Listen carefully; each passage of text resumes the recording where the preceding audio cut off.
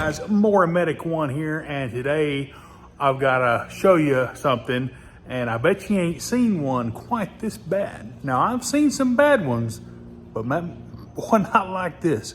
Check this out. It's been a pretty good while since I've seen a clutch burn up like this.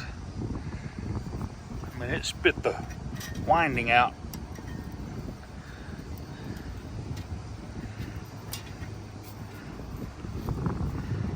And that sucker got hot, brother.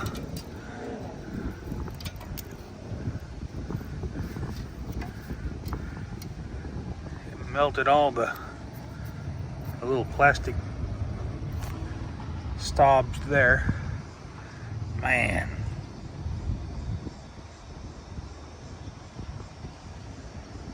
You can see the windings just torched. That was getting hot for a while. It don't just do that all of a sudden.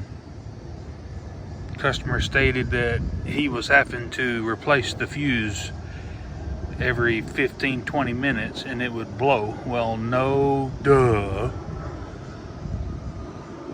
It finally just shorted together and it's blowing the fuse as soon as you turn the PTO switch on. Look at that. So I'm gonna go back with a extreme clutch, and I'll put a link in the description where I got this clutch. And I like these clutches. They're a lot more heavy duty. Instead of having a stamped steel pulley, they actually have a machined steel pulley.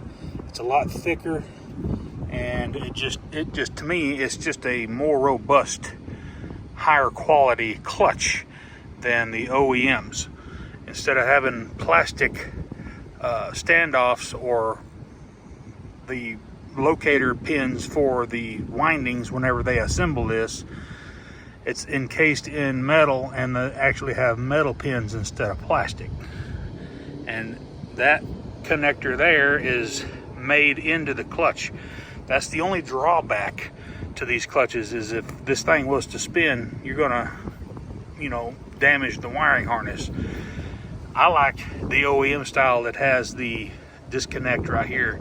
If something was to go awry and this thing starts spinning, like the clutch mount breaks or something, it'll just unplug the harness and not damage the clutch.